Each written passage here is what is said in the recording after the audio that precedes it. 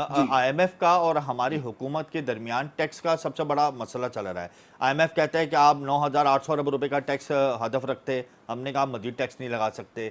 IMF ने कहा आपने एमनेस्टी स्कीम का ऐलान कर दिया रेमिटेंसेस पर, यह आपको नहीं करना चाहिए था। लेकिन अशफाक तोला ने, जो वजीर ममलिकत बराए रेवेन्यू हैं, उन्होंने इस बात को क्लियर कर दिया कि हमने कोई एमनेस्टी स्कीम का ऐलान नहीं किया।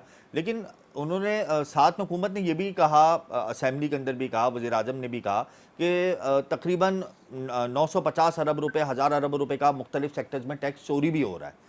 अगर हम उस टैक्स चोरी करने को रोक लेते, कोई स्ट्रेटजी बना लेते, जैसे कि टी सेक्टर है, आपका टायर सेक्टर है, आपका फार्मा सेक्टर है, रियल इस्टेट सेक्टर है, यहाँ पर टैक्स चोरी हो रहे हैं, अगर हम उनकी चोरी को रोक लेते, कोई प्लान बना लेते, तो शायद हम ये आईएमएफ के इस जो पॉइंट को हम क्लियर कर सकते थे, अपना टैक्स रेवेन्यू शायद बढ़ा लेते या बेहतर कर लेते।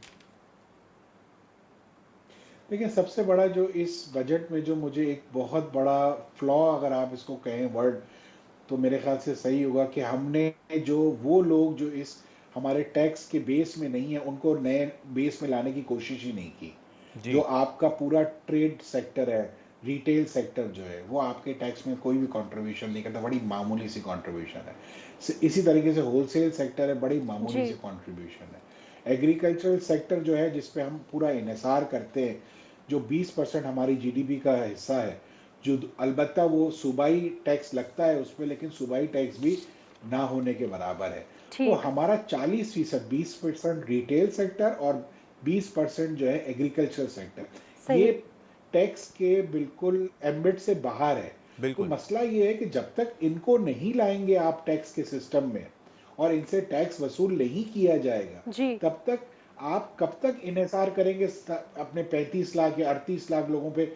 उन्हीं से वो मजीद टैक्स लिया जा रहा है, उन्हीं को टैक्स लगाया जा रहा है, उन्हीं को निचोड़ा जा रहा है। तो ये अच्छा रियाज साहब, ये बताएं कि हुकूमत ने पीआईसीटी का मुआहदा अबू धाबी से कर दिया, एयरपोर्ट को आउटसोर्स कर रहे हैं, फिर ये सुनने में आ रहा है कि स्टील मिल रशिया को देने की बातें हो रही हैं लीज पे 5 साल के लिए। तो एक तरफ तो हमारे असासों के ऊपर भी बात आ रही है, आप नहीं समझते कि अब असासे के ऊपर, असासों के ऊपर कुछ कॉम्प्रोमाइज़ शुरू हो गया है अपने आप को सर्वाइव करने के लिए? देखिए, आखिर में अगर आपके पास पैसे नहीं बचते तो इसके अलावा कोई चॉइस नहीं है कि आप अपने असासाजात पहले ही गिरवी रखवा चुके हैं मोटर और बेस तक, तो जी, आखिर में आप उनको उनके हवाले कर दें, ये तो एक लॉजिकल एंड होना था। लेकिन उससे ज़्यादा बुनियादी सवाल ये है कि क्या इन असासों को रखवाने के बाद या देने के बाद फिर हम क्या दोबारा अपने पाँव पे खड़े हो सकेंगे? जवाब है बिल्कुल नहीं। हमारा जो सबसे बड़ा जो इस वक़्त फ़ोकस होना चाहिए, वो स्टेट ओरिएंटेड जो हमारे स्टेट यूनिट्स हैं जो कि सबसे ज़्यादा ब्लीड कर रहे हैं, जिसमें कि पीआईए है, जिसमें कि स्टील मिल है और जिसमें कि दीगर सरकारी स्टेट जी, ओन जी, एंटरप्राइजेज़ हैं। उनको प्राइवेटाइज़ करना चाहिए और उनसे जान छुड़ानी चाहिए ताकि कम से कम उनसे जो पैसे बचे हैं, वो तो आप गरीब आवाम पे लगा सकें।